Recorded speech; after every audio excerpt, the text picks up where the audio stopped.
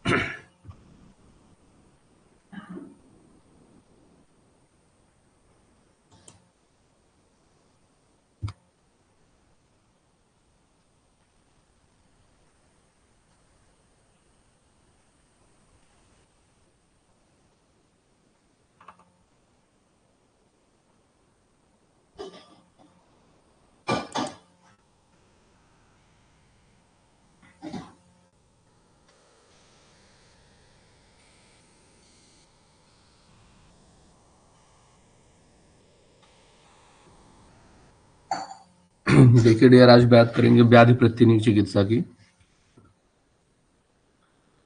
इसके पहले हम लोगों ने दोष प्रतिनिधि चिकित्सा तक पढ़ लिया था, जब मुख्य रूप से व्याधि की चिकित्सा की बात की जाती है, मतलब जहाँ पे विकृति विषम समवेत की बात हो रही हो, मतलब जिस प्रकार के दोष हों और जिस प्रकार के दुष्य हों, जब इन दोनों में समूर्छना होती है तो लक्षण इसके अपोजिट आए। मतलब कुल मिलाकर के जैसा दोष और दुष्य हो वैसा लक्षण अगर नहीं आता है तो वो विकृति विषम संवेद की कहानी होती है। या एक शब्द आप लोगों ने और पढ़ा होगा, विचित्र प्रत्यारब्ध। ये अष्टांग हृदय के कॉन्सेप्ट था, समान प्रत्यारब्ध और विचित्र प्रत्यारब्ध। कुछ उसी के जैसा है विकृति विषम संवेद। तो विकृति विषम संवेद की जहाँ पे बात आती है तो वहां पे क्या होता है कि जैसी भी दोष दुष्ट समूर्छना हो रही होती है उसके अनुसार लक्षण वगैरह नहीं आते हैं, कुछ उसके अलग ही आ जाते हैं कहानी। हमें लगता है कि जैसे अगर कहीं कफ दोष है तो हमें लगता है कि कहीं शीतलता आनी चाहिए, हो सकता है वहां पे शीतलता ना आकर के उष्णता आ जाए। वो विकृति विषम संवेद है कि जैसा हम सोच रहे हैं, जैसा हम देख रहे हैं, उसके अनुसार वो चीजें नहीं होती हैं। तो ऐसे जगह पर हम लोग क्या करते हैं, सीधे व्याधि की ही चिकित्सा की जाती है, सीधे व्याधि की बात करते हैं, किसी ऐसे द्रव्यों का प्रयोग करते हैं जो सीधे हमारे व्याधि पे काम करे। तो जब व्याधि के अनुसार चिकित्सा की जाए तो उसे ही व्याधि प्रतिनिधि चिकित्सा कहते हैं। इसमें किसी भी व्याधि के शमन के लिए किसी विशेष औषध का प्रयोग करते हैं। फॉर एग्जाम्पल अभी आप देखेंगे, जैसे हृदय रोग में अर्जुन का प्रयोग है, कुष्ठ में आप लोग खदीर को जानते होंगे, कृमि में बिडंग को, मूत्र कृक्ष में गोक्षुर को मूत्र कृक्ष अनिल हराना पढ़ा होगा आप लोगों ने। कुष्ठ में खदीर का प्रयोग, ये सब जो है कि एकल औषधियों का प्रयोग जो बताया गया अग्रय प्रकरण में। उसके अलावा आप लोग जानते होंगे स्लीपद में साकुटक का प्रयोग करते हैं। तो स्लीपद को ही क्या कहते हैं, फाइलेरिया। तो स्लीपद में साकुटक का प्रयोग होता है। स्लीपद में ही आप लोग जानते होंगे नित्यानंद रस का नाम सुना होगा कभी। प्राणवश स्रोतस में कनक कासों का बहुत बढ़िया प्रयोग होता है। मतलब प्राणवश स्रोतस का मतलब क्या, जैसे श्वास में, कांस में, तो खास करके श्वास वाली बीमारियों में कनक आसों का अच्छा प्रयोग होता है। कांस में वासावल्य का आप लोग जानते होंगे, वासा के बारे में। ये सब व्याधि प्रतिनिधि चिकित्सा के कुछ एग्जाम्पल हैं। उसके अलावा जितने भी देखिए कह रहे हैं कि दसे वाणीगण, मतलब जितने भी महाकसाय वर्णित किए गए हैं वो सब भी व्याधि के ही प्रतिनिधि चिकित्सा के उदाहरण हैं। क्योंकि आपको पता है, कोई सोथहर बोल दिया आचार्य ने, कोई कासहर बोल दिया, कोई श्वासग्न बोल दिया, कोई शुक्रशोधन बोल दिया। तो इस प्रकार के डायरेक्ट जो है, जो व्याधि को टारगेट करके चिकित्सा की जाती है, वो क्या कहलाता है, व्याधि प्रतिनिधि चिकित्सा कहलाते हैं। और ये सब उसी के एग्जाम्पल है। ठीक है, उसके अतिरिक्त जो आप लोगों ने 3 चिकित्साएं पढ़ी थी, उसमें से दैव व्यापाश्रय वाली जो चिकित्सा है वो भी सीधे व्याधि की बात करते हैं, तो व्याधि प्रतिनिधि चिकित्सा कहलाती है। शल्य कर्म भी हम सीधे व्याधि जब हो जाता है उसमें दोष दुष्य विशेष रूप से, तो बाद में उसमें जो भी सूक्ष्म रूप से देखते हैं वो तो अलग कहानी होती है।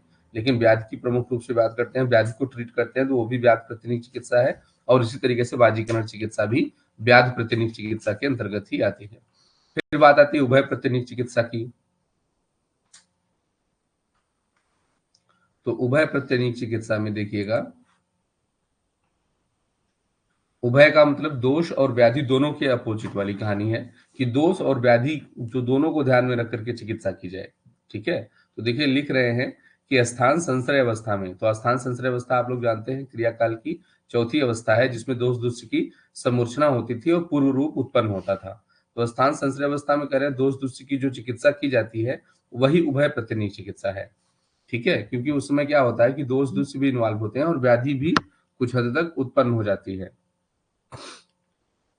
तो उभय प्रतिनिक चिकित्सा में कुछ एग्जाम्पल में जैसे कह रहे हैं कि जहां पे देखो दोष की भी कुछ बात की जाएगी और कुछ वहां पे व्याधियों को टारगेट करके भी कुछ औषधियां दी जाएंगी।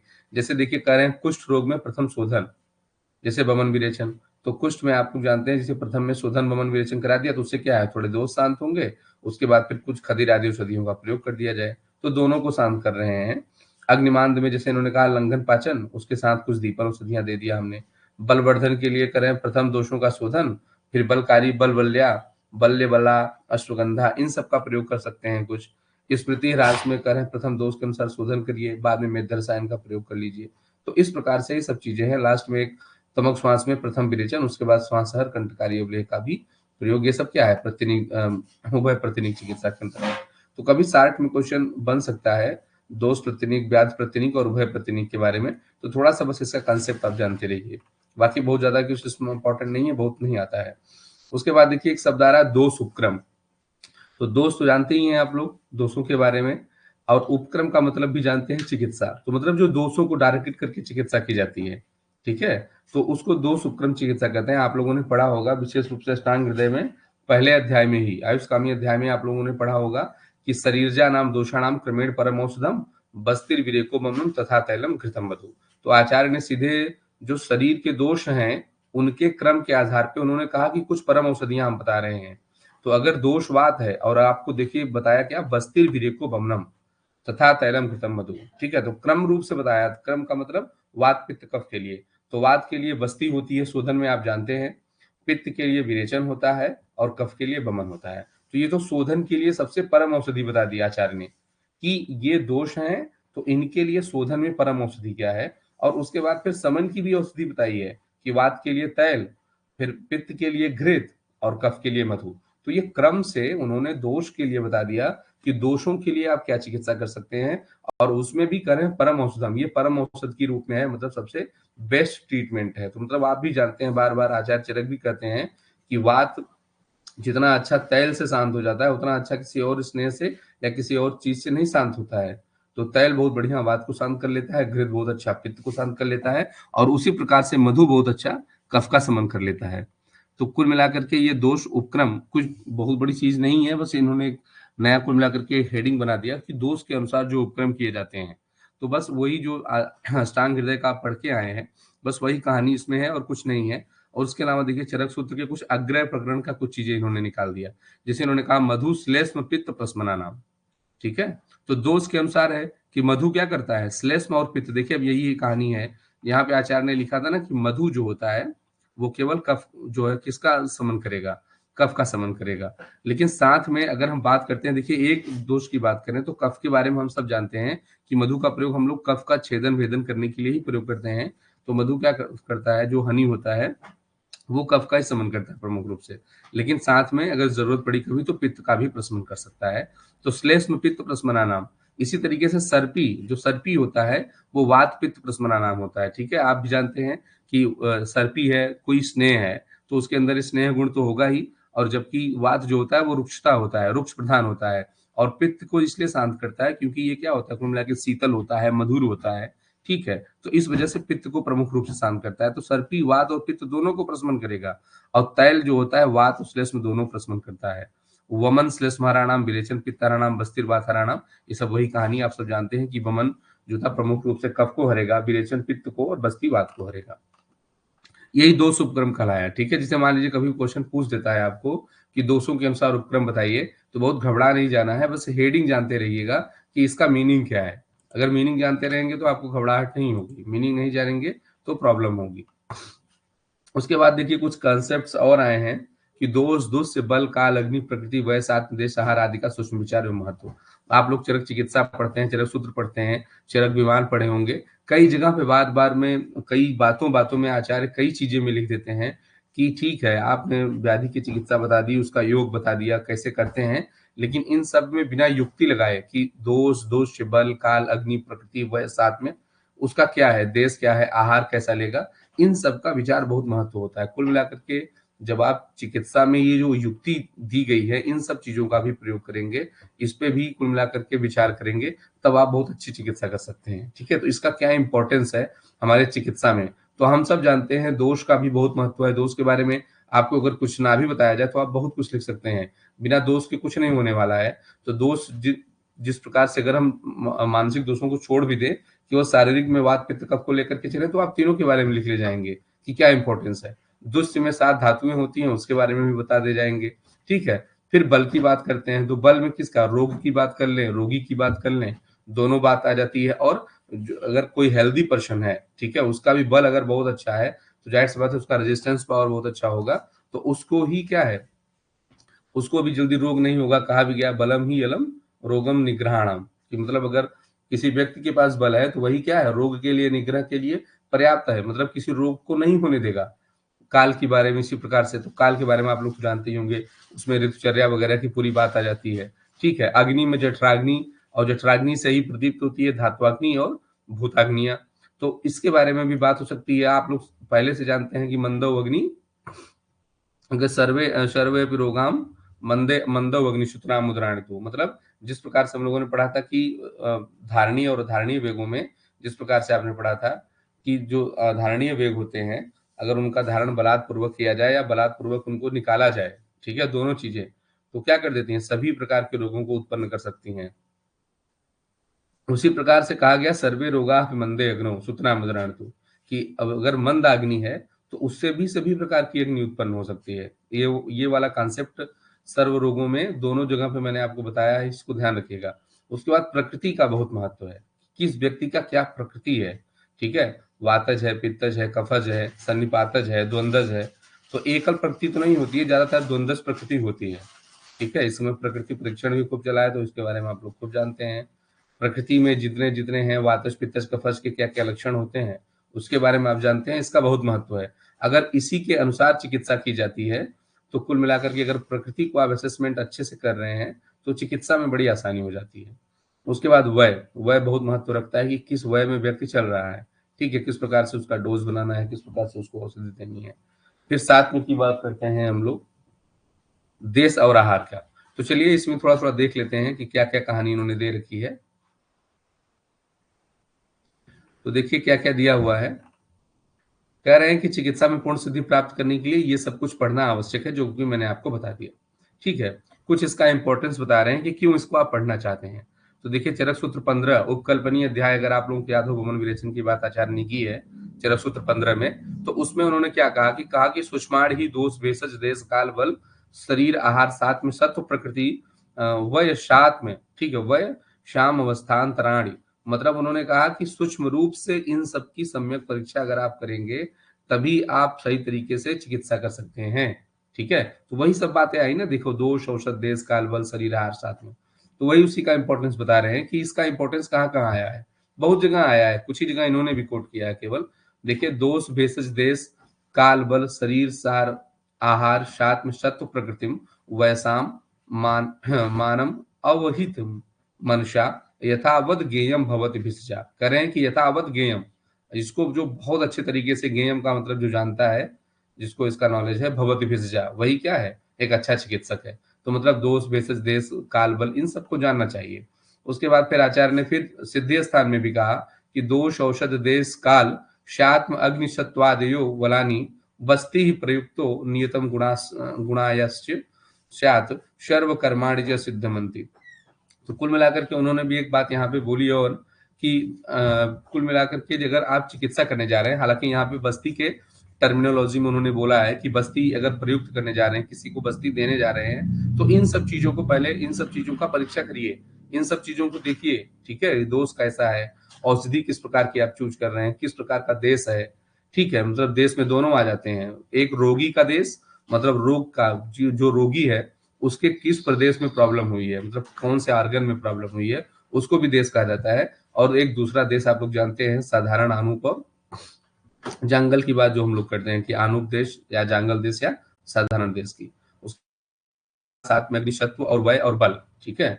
तो इन सब के लिए करें, अच्छे तरीके से इनका परीक्षण कर लीजिए, उसके बाद बस्ती वगैरह में प्रयुक्त होइए आप, ठीक है। वही कहानी बताएगी, तो कुल मिलाकर के वो कहानी आप सभी में मान सकते हैं कि हाँ ये सब में है, पूरे चिकित्सा में ही प्रवृत्त होने के लिए आचार्य ने ये बातें लिखी। तो ऊपर जो ये कहानी दी गई है इतना सारा कि इन सब का क्या महत्व है, उस महत्व को दर्शाने के लिए कुछ रेफरेंस की बात बताई गई है कि ये चीजें आचार्य ने बताई कि ये चीजें जरूरी है। उसमें से सबसे पहले देखिए दोष की बात ये कर रहे हैं, कह रहे हैं कि प्रारंभिक कारणों में वातार दोष का विचार करना प्राथमिक उद्देश्य होता है। कौन सा दोष कितनी मात्रा में बढ़ा है जानना अत्यंत आवश्यक है। सब कहानी है, अपने से लिख सकते हैं, इन सबको पढ़ने की जरूरत नहीं है।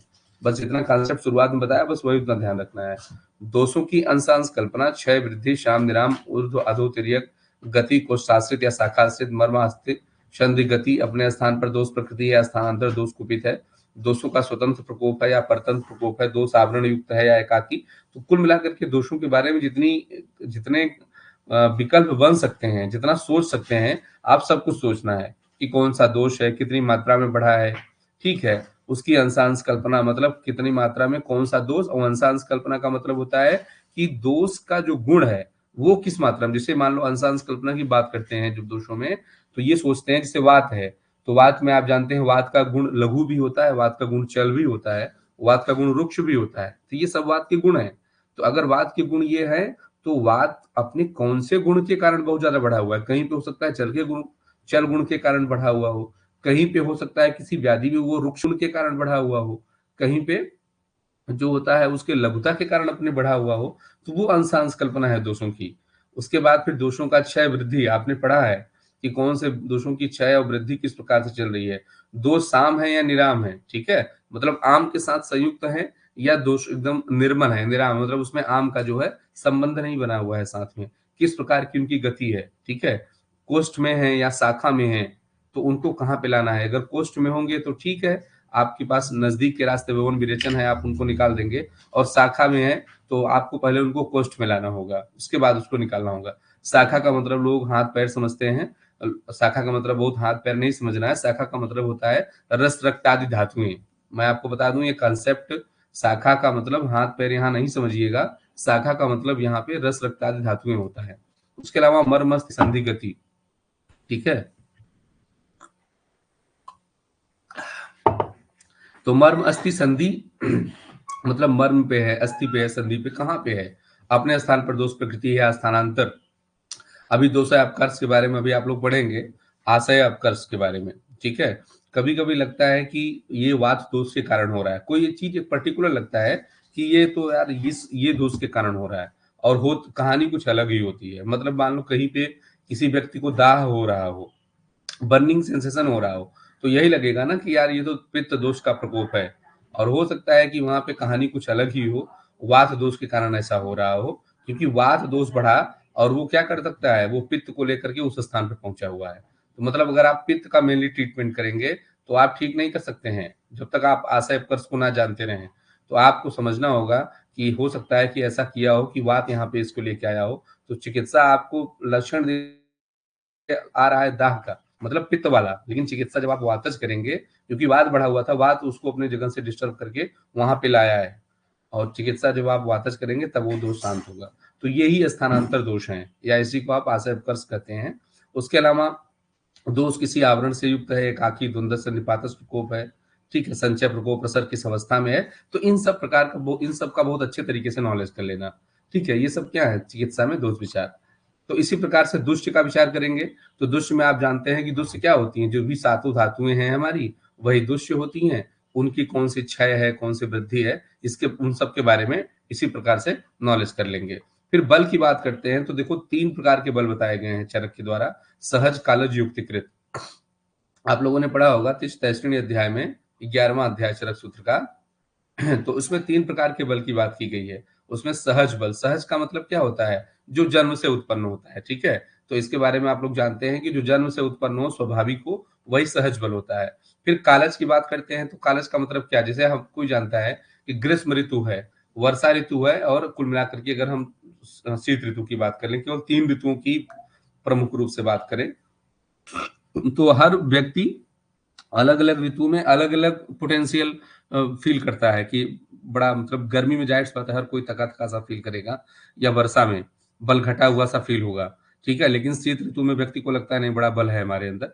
तो मतलब एक काल के अनुसार, समय के अनुसार जो व्यक्ति अपना फील करता है, या आप कह सकते हैं कि जो व्यक्ति अपने वय के अकॉर्डिंग, जैसे बाल्यावस्था है, युवावस्था है या वृद्धावस्था है, तो उसके अकॉर्डिंग भी अलग-अलग बल होता है, ज़ाहिर-सी बात है, बाल्य, युवा और वृद्धा में, ठीक है? तो ये सब क्या है? ये सब कालज बल है। तो कालज बल के लिए आप लोग जानते भी हैं जैसे कि विसर्ग काल के आरंभ और आदान काल के अंत में मनुष्यों में दुर्बलता होती है, ठीक है? तो विसर्ग काल का आरंभ कहाँ से होता है? वर्षा से होता है, और आदान काल का अंत कहाँ पे होता है? ग्रीष्म पे होता है। तो दोनों में देखिए दुर्बलता है, ठीक है? और और कह रहे हैं विसर्ग और आदान काल के मध्य में मध्यम बल होगा। तो जाहिर-सी बात है बसंत की बात कर लो और उधर जो है शरद की बात कर लो, तो जो बसंत और शरद है, इन दोनों में मध्य बल होता है। अब बाकी बच क्या गया? बच गया आपका शिशिर और हेमंत। तो इसमें क्या होता है? उत्तम बल होता है। वही कहानी आचार्य ने लिखी, देखिए दूसरे श्लोक के नीचे लिखा भी है कि आदौ अन्ते च दौर्बल्यम विसर्गादान नयोर नृणाम, कि विसर्ग और आदान के आदौ, विसर्ग के आदौ में और आदान के अंत में दुर्बलता होती है व्यक्तियों में, ठीक है? और मध्य मध्य बलम, और मध्य में मध्य बल होता है और सबसे ऊपर वाले में श्रेष्ठ होता है, ठीक है? तो ये कहानी हो गई। आप जानते हैं कालज बल के बारे में बता लेंगे। और एक लास्ट आता है युक्तिकृत।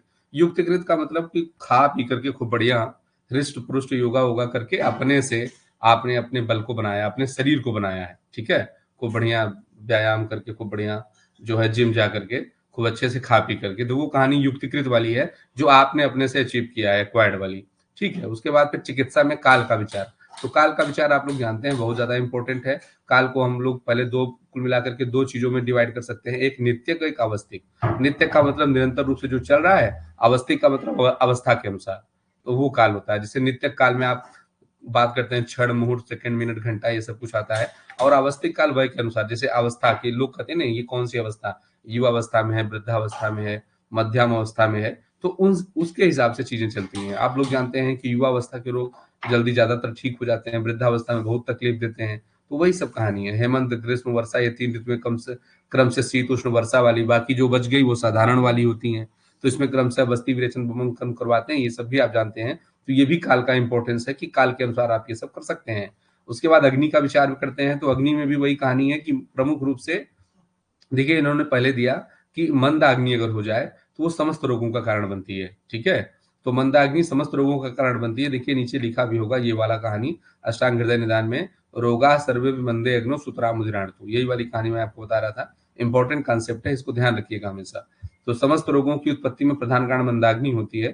तो आप जानते हैं जठराग्नि प्रमुख है, धात्वाग्नि और महाभूताग्नियां जो होती हैं, वो भूताग्नियां जो होती हैं वो 7 और 5 मिला के 12। तो जठराग्नि मेन होती है, सब इन्हीं को, मतलब जठराग्नि से ही इन दोनों का पोषण होता है, ठीक है? तो अगर आपकी जठराग्नि अच्छी है तो इस चीज का ध्यान रखना होता है कि जठराग्नि कैसी है व्यक्ति की, उसी हिसाब से उसको कुल मिलाकर के आप उसकी चिकित्सा करेंगे, उसी प्रकार से उसको पथ्य पथ्य बताएंगे, उसी हिसाब से उसका डोज भी निर्धारण करेंगे। तो अग्नि का बहुत महत्व है, हम सब जानते हैं। उसके बाद चिकित्सा में प्रकृति का विचार। तो चिकित्सा में प्रकृति की बात करते हैं, प्रकृति बहुत इंपॉर्टेंट होती है। अभी आप लोग दुनिया भर की प्रकृति परीक्षण किए होंगे, तो कह रहे हैं कि जानना अत्यंत आवश्यक है। शारीरिक प्रकृतियां वातज पित्तज कफज द्वंद्व निपातज होती हैं। इसी प्रकार से मानस वाले में सत्व, राजस और तामसिक होती हैं, ठीक है? प्रकृति का निर्धारण बहुत जरूरी है, खास करके चिकित्सा करने में, कि किसकी प्रकृति कौन सी है। प्रकृति के अनुसार बहुत सारी चीजें हमको पता चलती हैं, ठीक है? चिकित्सा में वय आयु का विचार। तो रोगी, अब देखो ये सब बहुत ज्यादा कहानी मैं नहीं घुस रहा हूँ अंदर, ठीक है? अभी प्रकृति में बताने के लिए कि अगर मान लो वातज दोष है और वात वाले ही समय पे वो प्रकोपित होती है, तो वो ज्यादा कठिन हो जाएगा चिकित्सा करना। किसी ऐसे समय पे वात वाला दोष प्रकोपित हो, अगर व्यक्ति में वातज शरीर है किसी की, तो जब वात का समय ना हो, ठीक है? जैसे मान लो वर्षा के टाइम पे वात प्रकोपित होती है और कोई वातज प्रकृति का पुरुष है और उसमें उस समय अगर वातज ज्वर हो जाए तो वो ज्यादा कठिन हो जाएगा, क्योंकि सारी चीजें तुल्य हो जा रही हैं। तो तुल्यता नहीं होनी चाहिए, ठीक है? तो अतुल्य हो अगर मान लो किसी ऐसे समय में उत्पन्न हो जब वात वाले का गंभीरता का समय ना हो, ठीक है?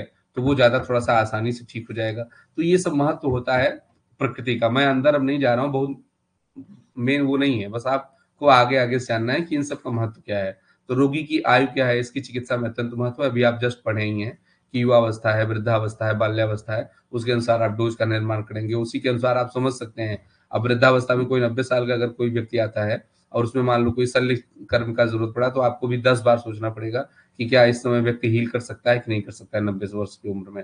तो ये सब चीजों का कुल मिलाकर के विचार आप कर सकते हैं, देख सकते हैं। साथ में का महत्व बहुत होता है। साथ में का मतलब जो हमको साथ में हो, ठीक है, जो हमारे आत्म के प्रकृति, जो हमारे अनुकूल हो, ठीक है।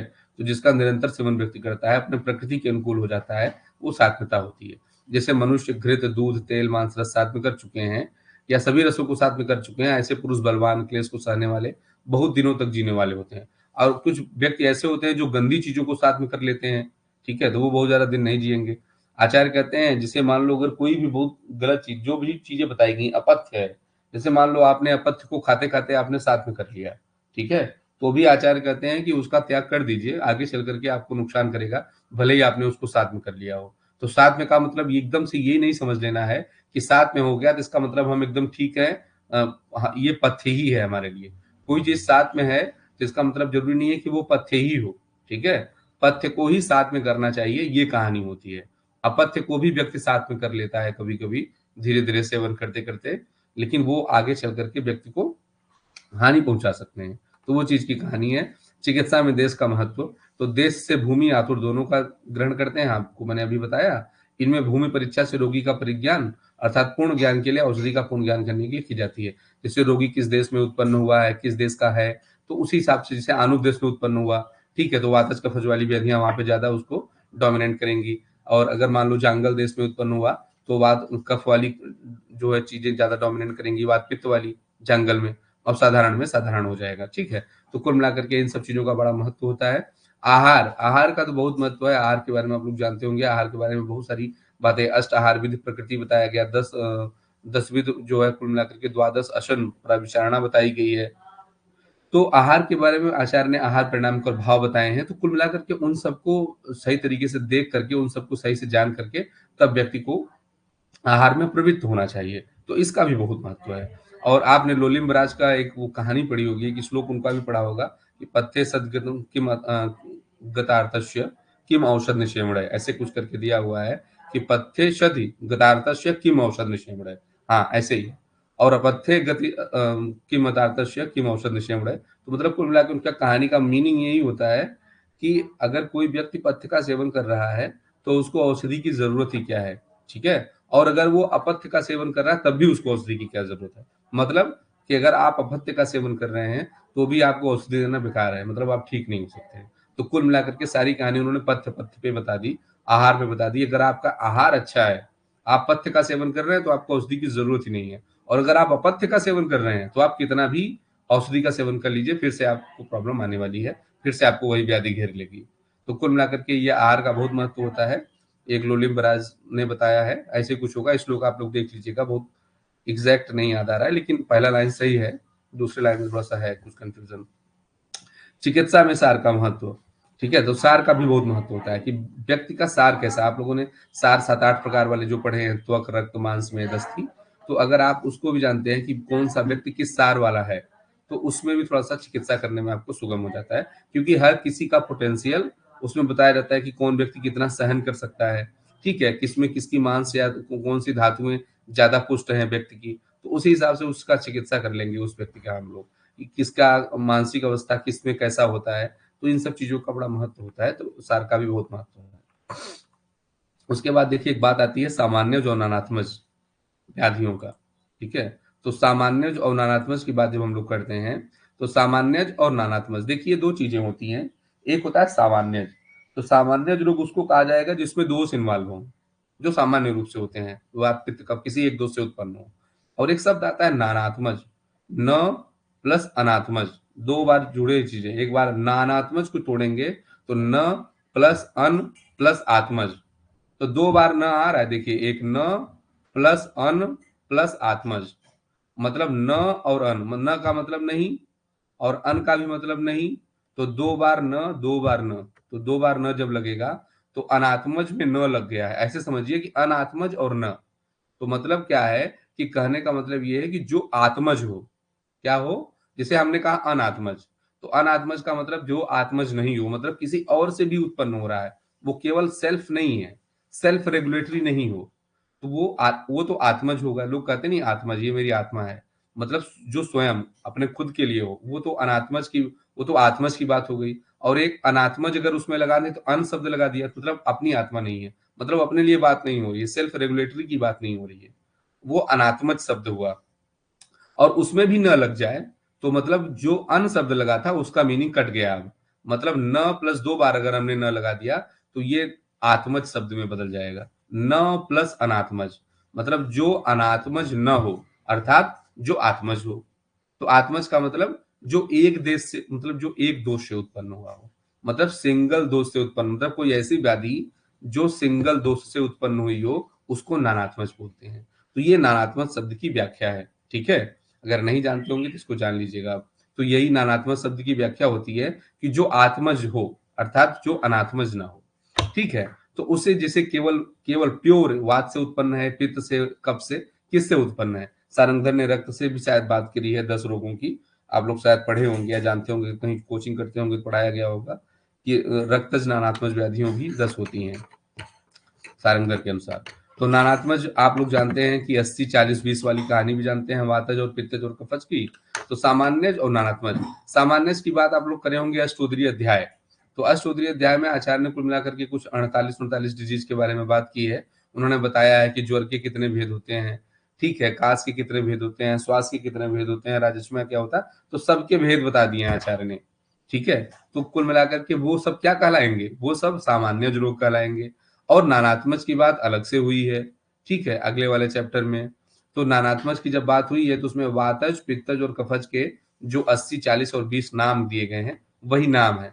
तो देखो यहाँ पे लिखा गया है कि इनका क्या चिकित्सा सिद्धांत हो सकता है। तो चूंकि दोष से हैं रिलेटेड, तो सबसे पहले आप निदान परिवर्जन करा सकते हैं जो दोषों को प्रकोपित न करे। और दूसरी बात, जो भी हैं ये सब करें दोषों की विषमता से उत्पन्न होते हैं, तो दोषों को, विषमता को ही दूर करना है। ठीक है, और प्रकुपितवाद दोष की चिकित्सा आपने भी पढ़ी, बस्ती तेल से पित्त के लिए चिकित्सा विरेचन, वही मतलब जो दोष उपक्रम जस्ट अभी मैंने आपको बताया। और कफ के लिए आप बमन और मधु का प्रयोग कर सकते हैं। उसके अलावा सामान्य विशेष सिद्धांत के अनुसार क्या कर सकते हैं, करें सभी भावों की जो वृद्धि करे वह सामान्य है और ह्रास का विशेष कारण होता है। तो सामान्य विशेष सिद्धांत मतलब वही सर्वदा सर्वभावनम सामान्यम वृद्धि कारणम ह्रास हेतु विशेषस्य प्रवृत्ति उभयश्च। वही जो सामान्य और विशेष का कॉन्सेप्ट है उसको भी आप यहाँ पे लगा सकते हैं, सामान्य विशेष। उसके अलावा आचार्य कहते हैं कि जो व्यक्ति सदैव स्वस्थ रहना चाहते हैं उन्हें दोष धात और मलों की सदैव रक्षा करनी चाहिए।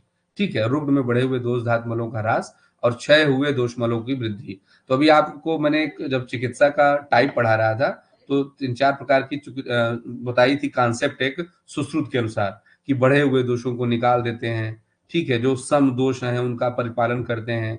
तो इस प्रकार के कॉन्सेप्ट, तो वही कहानी यहाँ पे भी बता रहे हैं, जो अगर कोई क्षय हुआ दोष है तो उसको बढ़ा लेते हैं। तो यही सब कहानी थी, वहां पे भी ह्रास और क्षय हुए दोष को क्या करेंगे, वृद्ध कर देंगे। और जो वृद्ध या ह्रास दोषादि के सामान्य होने तक कुल मिलाकर के करते रहेंगे जब तक दोष सामान्य रूप से ना हो जाए। तो यही सब इनकी कहानी है। मतलब कुल मिलाकर के यहाँ पे जो कहानी बताई गई है वो सामान्य जो नानात्मक विकार नहीं जानना है, इसका चिकित्सा सिद्धांत क्या हो सकता है ये आपको जानना है। तो इसके चिकित्सा सिद्धांत में पहले आप क्या कर सकते हैं, संक्षेपतः क्रिया योगो निदान परिवर्जनम, जो आप लोग पढ़ते रहे हैं हमेशा। उसके अलावा कह रहे हैं किस विषमता से उत्पन्न हुए उसी को साम्य कर दीजिए। फिर वाद दोष के लिए जो दोष उपक्रम अभी बताया उसके बारे में बता सकते हैं, सामान्य विशेष की बात कर सकते हैं। ठीक है, जो भी बढ़ा हुआ है उसको घटा लेंगे, जो घटा हुआ है उसको बढ़ा लेंगे, उसकी बात कर सकते हैं आप लोग। उसके अलावा देखिए फिर कह रहे हैं प्रकुपितवाद की चिकित्सा मधुर अम्ल लवण रसों के द्वारा निर्मित स्निग्ध और उष्ण वीर्य से युक्त स्नेह। तो मतलब वही कहानी कि वात के जो गुण हैं उनके अपोजिट वाली कहानी, ठीक है, और पित्त के जो गुण हैं उनके अपोजिट वाली कहानी। तो कुल मिलाकर के वही सब कि वात किससे शांत हो सकता है, पित्त और कफ किससे शांत हो सकता है। तो हम सब जानते हैं वात मधुर अम्ल लवण स्थापन अनुमासन परिषेक, इन सब वात नाशक उपायों से। पित्त की भी कहानी वही मधुर तिक्त कषाय रस युक्त परिषेक अभ्यंग अवगाह पित्त नाशक उपाय द्वारा। कफ की बात करें तो कटु कषाय आदि, शिरोविरेचन व्यायाम वृक्ष स्वेदन बमन, तो ये सब उसी में। और सन्निपातज रोगों की बात करते हैं तो सर्वप्रथम सन्निपातज की इंपॉर्टेंट है कहानी कि सन्निपातज रोगों में सर्वप्रथम प्रकुपित वायु की चिकित्सा, उसके बाद पित्त की चिकित्सा और अंत में कब्ज की चिकित्सा करते हैं। ये थोड़ा सा इंपॉर्टेंट है डियर। आइए देखते हैं चौथे नंबर की कहानी। देखिए क्या दिया है, चरक चिकित्सा में आचार्य कहते हैं 19वें अध्याय में कि वातस्यानि वातस्य अनुजयत पित्तम पित्तस्य अनुजयत कफम त्रयाणाम व जायत पूर्वे पूर्वम यो भवेद बलवत्तम। बहुत इंपॉर्टेंट कॉन्सेप्ट है। आपसे पूछा जाएगा कि अगर कोई सन्निपातज दोष है तो किस दोष की चिकित्सा पहले करें। तो कह रहे हैं आचार्य ना कि वातः, अगर इसको तोड़ दे करें वातः अनुजयत पित्तम, तो मतलब सबसे पहले वात की चिकित्सा करिए, उसके पीछे पीछे किसको जयत मतलब किसको, किस पे विजय प्राप्त करना है, पित्त पे। और फिर कह रहे हैं पित्त से अनुजयत कफम, अगर आपने पित्त को विजय कर लिया, पित्त को जीत लिया, तो अब कफ की चिकित्सा करिए। मतलब पहले वात की, फिर कफ, फिर पित्त की, फिर कफ की चिकित्सा करेंगे।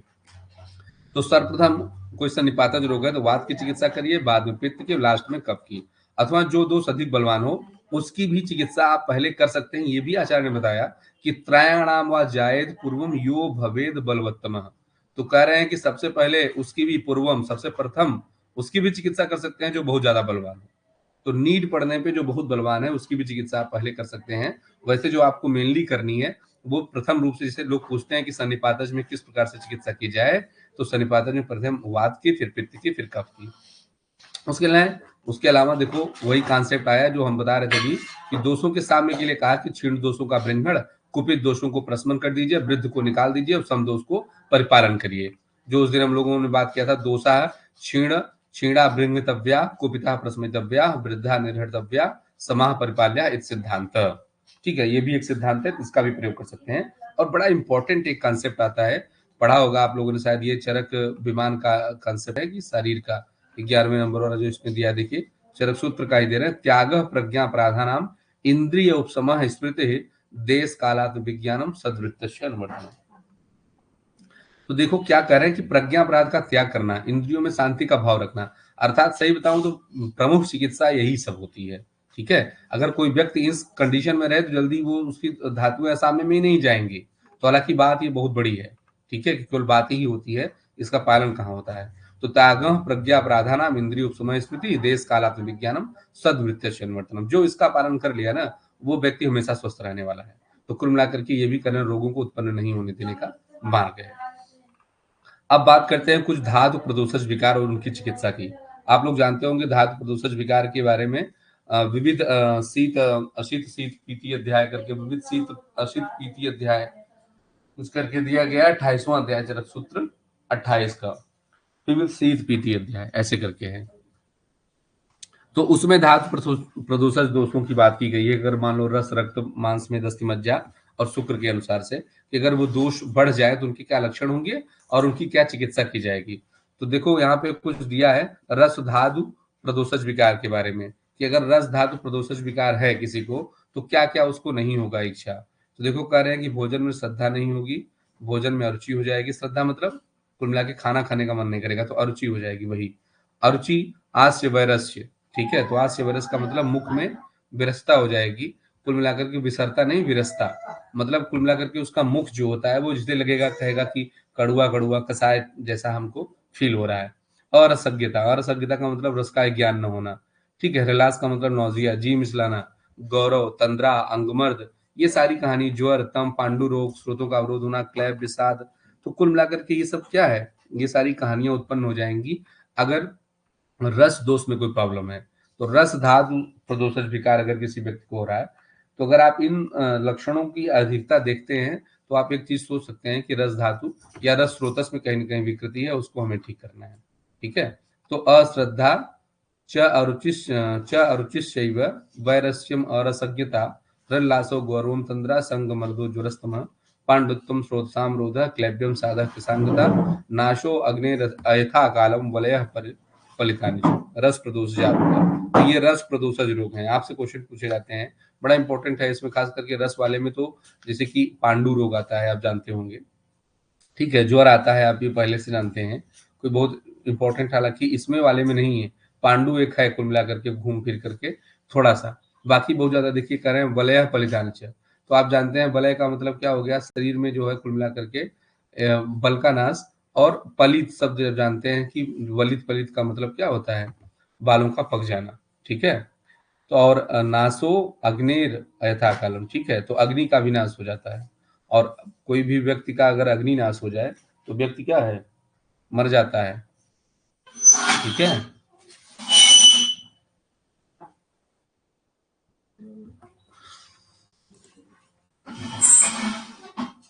चलिए आगे। कोई कुछ कहना चाह रहा था क्या? मैंने देखा नहीं, हट गया।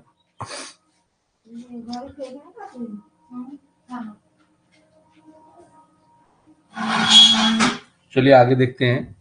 कुल मिलाकर के ये धातु प्रदूषक विकारों में रस धातु की बात कर रहे थे हम लोग कि रस धातु से अगर मान लो रस धातु में कोई प्रॉब्लम आती है, ठीक है, तो क्या प्रॉब्लम हो सकती है, क्या क्या लक्षण हो सकते हैं उसके।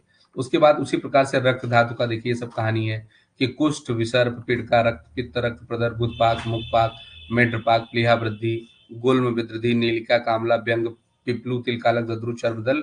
तो देखिए नीलिका से लेकर के यहाँ चर्मदल तक देखेंगे आप सब, तो त्वचा वाले रोग हैं। मतलब अब कुष्ठ भी है, विसर्प भी है, पिड़का भी है, रक्त प्रदर भी है। तो ये सब जितने कह सकते हैं आप, जितनी त्वचा वाली व्याधियां हैं या जितनी कुष्ठ से रिलेटेड प्रॉब्लम है, वो सब रक्त धातु के प्रदूषण से उत्पन्न हो रही हैं। स्वित्र है, पामा है, रक्तमंडल है, तो इसको आप ध्यान रख सकते हैं, ठीक है, कि किस प्रकार से इन्होंने दिया। बाकी रक्त पित्त, रक्त प्रदर तो आप जानते ही हैं, ठीक है। एक इसमें इंपॉर्टेंट में जो है वो प्लीहा वृद्धि और गुल्म और विद्रधि का नाम है। विद्रधि भी आप समझ सकते हैं, विद्रधि में तो बताया गया क्योंकि रक्त का पाक हो जाता है, रक्त का विदाह बहुत तेजी से कर देता है, इस वजह से इसको विद्रधि कही जाती है। लेकिन एक कहानी बस इसमें जो इंपॉर्टेंट है वो प्लीहा वृद्धि और गुल्म की है। तो प्लीहा वृद्धि और गुल्म को ध्यान रख सकते हैं आप, ये रक्त धातु प्रदोषज विकार है। बाकी सब तो नाम बता रहा है। मांस धातु की बात करें अगर, तो मांस धातु अगर दूषित हुआ है तो क्या क्या उत्पन्न करा देगा, तो अधिमांस, अर्बुद, मांस कील, गलसालू, गलसुंडी, प्रतिमांस, अलजी, ठीक है, गलगंड जिसको हम लोग कहते हैं, गंडमाला और उपजीविका। तो नाम भी सबका बता रहा है कि ये मांसज ही होना चाहिए, ठीक है। अब जैसे कि आप लोगों ने जब भी पढ़े होंगे, अभी पढ़ेंगे भी, कि इन सब के एक तो देखो निदान भी सबके अलग अलग होते हैं, ठीक है, चरक ने नहीं बताए हैं, लेकिन निदान सबके अलग होते हैं। जैसे रस धातु को या रस धातु, रस व स्रोतस को जो है कुल मिलाकर के कुपित करने वाले जो भी निदान होते हैं उनकी कहानी अलग होती है। रक्त वाले की निदान अलग होते हैं, मांस के अलग होते हैं, प्राणवाह के अलग होते हैं। तो स्रोतस के अनुसार इनके निदान भी बताए गए हैं। तो जो स्रोतस के अनुसार निदान बताए गए हैं, चूंकि स्रोतस का मतलब क्या, जैसे मांस व स्रोतस की हमने बात करी या मेद व स्रोतस की बात करी किसी एक की, तो वो स्रोतस जो होगा वो मांस व स्रोतस का मतलब क्या, जो मांस का वहन करे। रक्त व स्रोतस का मतलब क्या, जो रक्त का वहन करे। तो अगर उस स्रोतस में कुल मिलाकर के मेन कॉन्सेप्ट जो है स्रोतस का है, उस स्रोतस में अगर कहीं कुछ प्रॉब्लम आ रही है, कुछ खवेगुंडी हो रहा है, कुछ कहानी हो रही है, तब जाकर के ये सब उत्पन्न होंगे, ठीक है। तो कहानी वहां से इसको रिलेट करिएगा। उसी प्रकार से मेद के लिए कुछ है, तो आप मेद वाले में सब जानते हैं, कह रहे हैं कि अष्टो निंदित अध्याय जो है उसमें हमने अष्ट निंदित पुरुष की बात की है, ठीक है। तो अष्ट निंदित जो भी पुरुष उसमें बात की गई है, और उसके अलावा प्रमेय के समस्त रूप कह रहे हैं मेद धातु प्रदूषित विकार होते हैं। अस्थि धातु की बात करते हैं तो अधिअस्थि, अधिदंत, दंत भेद, दंत सालू, तो ये सब दंत सूल वगैरह ये सब क्या है, अस्थि भेद, अस्थि सूल, केस, लोम, नख का और दाढ़ी के दोष, तो ये सब क्या है, केस वाले हैं, वो अस्थि वाले हैं कि अस्थि प्रदोषज विकार। तो अस्थि प्रदोषज में आप जब देखेंगे तो मैक्सिमम अस्थि से और दंत से रिलेटेड वाले में ही आ जाएंगे, तो समझ में आ जाएगा, इसका सिंपल है याद करना। मज्जा की बात करते हैं तो देखो शरीर की संधियों में वेदना, भ्रम, मूर्छा, आंखों के सामने अंधकार, ठीक है, कह रहे हैं अंधकार के न रहते हुए अंधकार दिखा, मतलब तम दिखाई देना, तो अंधकार नहीं रहेगा फिर भी अंधकार दिखाई देगा।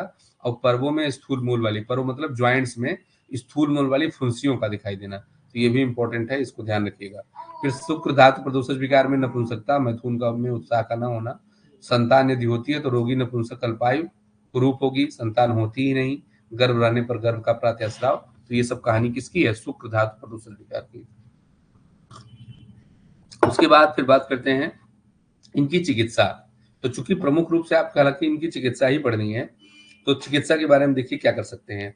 तो रस धातु के लिए सबसे पहले इन्होंने बता दिया कि सभी प्रकार के लंघन का प्रयोग कर सकते हैं। लंघन कितने प्रकार के होते हैं, 10 प्रकार के होते हैं। आप लंघन के बारे में पहले ही जान चुके हैं कि लंघन 10 प्रकार में आपने पढ़ा था कि संशोधन में 4 प्रकार के आते हैं, ठीक है। तो शोधन ही 4 प्रकार का हो जाता है, बमन विरेचन, शिरो विरेचन, निरूबस्ती। और उसके बाद फिर कुछ 8 प्रकार की और चीजें थी, पिपासा, वात, धूप, पाचन, उपवास। तो इन सब का कुल मिलाकर के जितने भी प्रकार के लंघन है, रस धातु में सभी प्रकार के लंघन का सेवन। देखिए लिखा आचार्य ने कि रसजा नाम विकाराणाम सर्वलंघनम औषधम। तो रस के लिए सर्वलंघन, ये इसका लाइन ऑफ ट्रीटमेंट बन गया। तो आपको ये ध्यान रखना है इस चीज को। उसके बाद फिर रक्त धातु प्रदोषज विकार की क्या चिकित्सा करेंगे, तो कह रहे हैं कि रक्त के अनुसार जो भी रक्त पित्तनाशक होगा, तो मतलब रक्त धातु जन्य में आप मेनली रक्त पित्तनाशक वाली चिकित्सा आचार्य ने जो बताई है उसका प्रयोग करेंगे। उसके अलावा आप ये रक्तज है तो पित्त के समान धर्मी होता है, विरेचन, उपवास और ये रक्त विश्रावण, रक्त मोक्षण कर सकते हैं। कह रहे हैं एक देशीय रक्त विकृति होने पर श्रृंग जलौका अलाबू के द्वारा और सर्वांग रक्त विकृति में रक्त मोक्षण। मतलब किसी एक प्लेस पे, किसी एक आर्गन में, किसी एक जगह पे अगर रक्त विकार हुआ है, रक्त विकृति हुई है, तो वहां पे आप श्रृंग जलौका लाबू लगा सकते हैं, मतलब स्थानिक जैसे हम कर सकते हैं। और अगर सर्वांग है तो आपको रक्त मोक्षण करना होगा, जैसे फॉर एग्जाम्पल सिरावेद। मांस धातु प्रोसेस विकार में क्या कर सकते हैं, एक तो भवन विरेचन कराएंगे, शस्त्र कर्म, क्षार कर्म और अग्नि कर्म बहुत इंपॉर्टेंट है। मांस में पहले भी हम लोगों ने पढ़ा था कि विशेष रूप से जहां पे भी मांस धातु की बात होती है या मांस धातु से रिलेटेड अगर कोई प्रॉब्लम आ रही है तो उसकी चिकित्सा हम मेनली शस्त्र, क्षार और अग्नि से ही करते हैं, ठीक है, भवन विरेचन के बाद। उसके बाद फिर देखिए मेद धातु प्रदोषज विकार की बात करते हैं, तो मेद वालों को कैसे ठीक करेंगे, तो कह रहे हैं वायु, श्लेष्मा और मेद को नष्ट करने वाले अन्नपान का प्रयोग कर सकते हैं। तीक्ष्ण, रुक्ष, उष्ण बस्तियों का प्रयोग करेंगे, रुद्र चुकटन का प्रयोग करेंगे।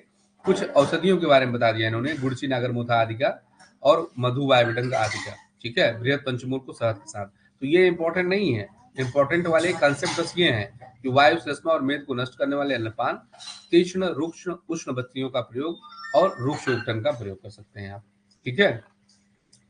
उसके बाद फिर बात करते हैं कि अस्थि धातु को कैसे कर सकते हैं। तो अस्थि धातु प्रदोषज विकार में क्या करने हैं, तो देखो इंपॉर्टेंट है पंचकर्म।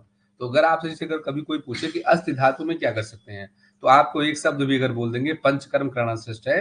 और दूसरा कंसेप्ट इसमें दिया आचार्य ने कि बस्तियां और तिक्त वर्ष से सिद्ध किए गए दूध और घृत का प्रयोग कर सकते हैं, तो ये भी इंपॉर्टेंट है, ठीक है। जो बस्तियां और तिक्त वर्ष, क्योंकि ये सब क्या है, ये सब लाइन ऑफ ट्रीटमेंट चिकित्सा सूत्र टाइप के हैं। अगर आपसे क्वेश्चन 2 नंबर में आ जाए कि अस्थि धातु प्रदूषण विकार की चिकित्सा किससे करेंगे, तो पहला पॉइंट आपको लिखना है पंचकर्म और दूसरा लिखना है बस्ती और तिक्त वर्ष से सिद्ध किए गए दूध और घृत का प्रयोग, ठीक है। मज्जा और शुक्र की बात करते हैं, तो मज्जा और शुक्रगत रोगों में मधुर और तिक्त अन्न, मैथुन, व्यायाम, उचित काल, मतलब वसंत में वमन, शरद में विरेचन और वर्षा में बस्ती का प्रयोग मात्रा पूर्वक करना चाहिए, ठीक है। तो ये इनका लाइन ऑफ ट्रीटमेंट है जो आपको ध्यान रखना होगा। शुरुआत में रस से स्टार्ट करते हैं, तो रस में सर्वप्रथम आचार्य ने कहा कि सर्वलंघनम औषधम, तो सर्वलंघनम में 10 प्रकार के आपने लंघन पढ़े थे, चतुष्प्रकार संशुद्धि, पिपासा, मारुताधपौ, ठीक है, ऐसे करके आपने पढ़ा था। फिर रक्त वाले में भी आपने देख लिया कि रक्त पित्त वाले सारे उपाय करेंगे, तो आपको एक कहानी याद रखनी है, रक्तनाशक उपाय और उसके अलावा रक्त पित्तनाशक उपाय, उसके अलावा क्या विरेचन कर सकते हैं, उपवास और रक्त मोक्षण, ठीक है। और एक देश वाला और सर्वांग वाला, ये वाली कंसेप्ट आप जान गए। मांस धातु अगर प्रदोषज विकार है तो वमन विरेचन कराने के साथ आप शस्त्र, क्षार और अग्निकर्म कर सकते हैं, ये विशेष रूप से। मेद धातु में शुरुआत के 3 पॉइंट दिए हैं, वायु, श्लेष्मा और मेद को नष्ट करने वाले अन्नपान, तीक्ष्ण, रुक्ष, उष्ण बस्तियों का प्रयोग और रुद्र का प्रयोग। उसी प्रकार से जब अस्थि की बात करते हैं तो पहले नंबर में पंचकर्म और दूसरे में बस्ती और तिक्त वर्ष से सिद्ध किए गए दूध और घृत। और मज्जा और शुक्र में भी कह रहे हैं कि मधुर, तिक्तन, मैथुन, व्यायाम और उचित काल में जो है आपको भवन विरेचन और बस्ती का प्रयोग करना है, ठीक है। तो ये कहानी थी इनकी जो है कि किस प्रकार से आप अगर कोई धातु प्रदोषज विकार है तो उनको कैसे आप ठीक करेंगे। तो ये कंसेप्ट है, एक एक लाइन से क्वेश्चन बनते हैं, बहुत इंपॉर्टेंट है, आप किसी को छोड़ नहीं सकते हैं। देखिए अस्थि के लिए दिया गया है कि अस्थि आश्रयाणाम व्याधिनाम पंचकर्माणि भेषजम, कि जो भी व्याधियां अस्थि के आश्रित होती हैं पंचकर्माणि भेषजम कह रहे हैं, उसमें पंचकर्म भेषज बहुत बढ़िया काम करता है, मतलब पंचकर्म करना चाहिए। फिर कह रहे हैं बस्तया क्षीर सर्पिशी तिक्त उपहितानि, तो जो बस्ती होती है तो कह रहे हैं वो तिक्त द्रव्यों से क्षीर सर्पी वगैरह मिला करके तिक्त करके भी आप उसका प्रयोग करा सकते हैं, ठीक है। उसके अलावा देखिए मज्ज, शुक्र, समुत्थानाम औषधम स्वादु तिक्तकम, तो स्वादु और तिक्त औषधियों का प्रयोग कर सकते हैं। और अन्नम व्यवाय व्यायाम, अन्न व्यवाय व्यायाम इनका प्रयोग करिए। और करें शुद्धि काले च मात्रा, और काल, सही काल पे जो भी शुद्धि है उसका शोधन है उसको मात्रा पूर्वक आप कर सकते हैं, तो शुद्धि काले च मात्रा, ठीक है। इतना भी क्वेश्चन केवल आया हुआ है कि शुद्धि काले च मात्रा किसकी चिकित्सा है, तो ये मज्जा और जो है शुक्र की चिकित्सा की गई है। उसके बाद फिर देखिए लास्ट में एक और कंसेप्ट आता है इसमें, आम, दोष धातु मलों की साम निराम अवस्था लक्षण, मतलब कि साम अवस्था क्या होती है, निराम अवस्था क्या होती है, और आम को कैसे समझेंगे हम लोग कि आम क्या होता है। बिना आम के पूरा चिकित्सा ही बेकार है। हम सब जानते हैं कि सारी कहानी आम की होती है, और आम कब उत्पन्न होता है, जब मंदाग्नि होती है। बिना मंदाग्नि के आम नहीं, अगर मतलब सही तरीके से पाचन नहीं हुआ है तभी आम की उत्पत्ति होती है। ठीक है, तो पाचन बहुत जरूरी है। जठराग्नि अगर आपकी तीव्र है तो सब बढ़िया है, अगर नहीं तीव्र है तो कहानी गड़बड़ा जाती है। तो आम का विवेचन, दोष धातु मलों की सामग्राम अवस्था, इसको हम लोग कल वाले मॉर्निंग लेक्चर में देखेंगे। आज इवनिंग वाले लेक्चर में जो कंटिन्यू था वही कंटिन्यू रहेगा। हफ्ते भर के आसपास का और बचा है, 2 दिन का ब्रेक ले लिया था मैंने, नहीं तो थोड़ा सा और निपट गया होता 2 चैप्टर को। ठीक है, तो जब मैंने पढ़ाना शुरू किया था, मैंने 5 मिनट इंतजार किया तो आप में से कोई नहीं आया था। जब मैंने बोलना शुरू किया तब कोई नहीं था। मुझे लगा कि चलो कोई नहीं, 20-25 मिनट का लेक्चर है, कर देता हूँ। मतलब कुल मिलाकर के जब चालू कर दिया हूँ तो 15-20 मिनट बोल करके एक रिकॉर्ड लेक्चर हो जाएगा, जहाँ तक पहुँच जाएगा आप लोग बाद में देख लीजिएगा। पता नहीं मॉर्निंग में आजकल सब सो रहे हैं कि क्या। अब तो ठंडी भी मुझे लगता है बहुत कम हो गई है, ना के बराबर हो गई है।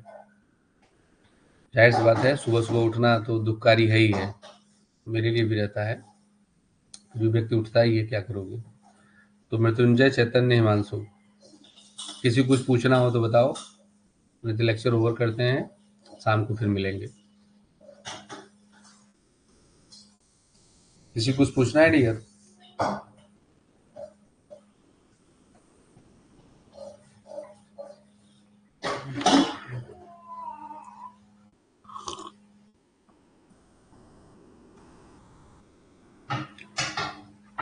ठीक है, फिर तब पढ़िए आप लोग, मिलते हैं इवनिंग में डियर, 6 साढ़े 6 जब भी रहेगा हम टाइमिंग डाल देंगे, घंटा 2 घंटा पहले। ठीक है, ठीक है, अच्छे से पढ़िए आप लोग। और थोड़ा मॉर्निंग वाले लेक्चर में 7 बजे से ही रहेगा। ठीक है, लेक्चर ये मैं करने को 7:30 पे भी कर दूं, लेकिन कई बच्चों के जो है क्लासेस वगैरह होती हैं, कॉलेज जाना होता है, तो उनको लेट होता है। बस बात 8 बजे छूट जाएंगे तो थोड़ा सही रहता है आप लोगों को भी। हाय मानसू। हेलो हाय मानसू, बोलो। सर, नमस्ते सर। नमस्कार डियर बताओ। सर बोल रहे हैं हम्म। कि कोई ऐसा प्रैक्टिकल बुक आयुर्वेद का नहीं आता है सर, जिसमें कि पूरा सब कुछ लिखा हुआ रहे, ट्रीटमेंट लिखा हुआ रहे हर नहीं, डिजीज का? आता है, आता है, आता है। मैं आपको नाम बता दूंगा, नाम मैंने लिख रखे हैं, बुक मंगाई नहीं थी मैंने। सब महाराष्ट्र वाले ही हैं ज्यादातर इसमें, अच्छा इस फील्ड में। हाँ, अच्छा। मैं आपको बता दूंगा। 2-3 अच्छी पुस्तकें हैं, नाम उनका लिख के मैंने भी कहीं रखा है, मैं खोज करके आपको भेजता हूँ, नहीं तो किसी से पूछ के भेजता हूँ। अच्छी किताबें हैं कुछ एक्सपेरिमेंटल वाली जो आप बोल रहे हैं। ठीक है सर। ठीक, ठीक है। प्रणाम। हाँ ठीक, ठीक है सर। ठीक है डियर, फिर ओवर करते हैं, मिलते हैं इवनिंग में। Bye bye.